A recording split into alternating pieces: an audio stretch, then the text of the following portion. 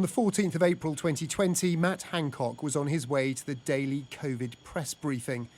But according to WhatsApp messages published by the Daily Telegraph, the same day he was also messaging civil servants about an urgent recommendation from Chief Medical Officer Sir Chris Whitty that all people being admitted to care homes should be tested for COVID.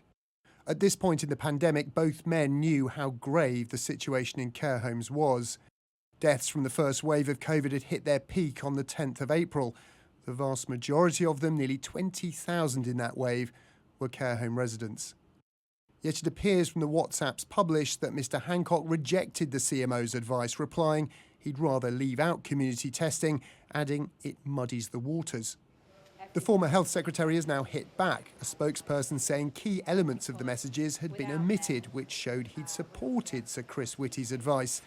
His former colleague, the Social Care Minister, said something similar to the Commons earlier. I should mention that selected snippets of WhatsApp conversations give a limited and at times misleading insight into the machinery of government at the time. Mr Hancock said the reason for not following the CMO's advice was that there wasn't sufficient COVID testing capacity available. At the time of the WhatsApp exchange, there was only capacity for around 70,000 tests a week.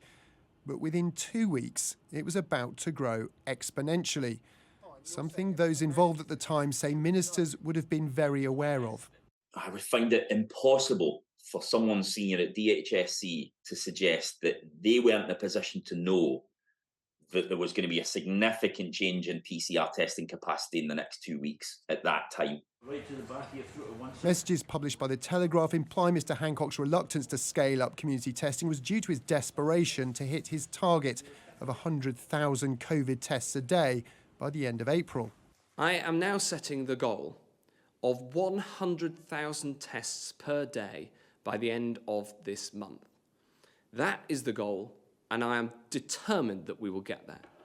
As the deadline loomed, he messaged then Evening Standard editor George Osborne, declaring, "I want to hit my target." Are the messages evidence of a health secretary being guided by politics, not the science, or titbits cherry-picked by journalists with their own agenda? Well, that's one reason we have inquiries. In response to the revelations, the UK COVID inquiry said evidence like WhatsApp messages has been requested from all key witnesses. If one former minister's phone archive contains explosive details, there are many, many more to come. Tom Clark, Sky News.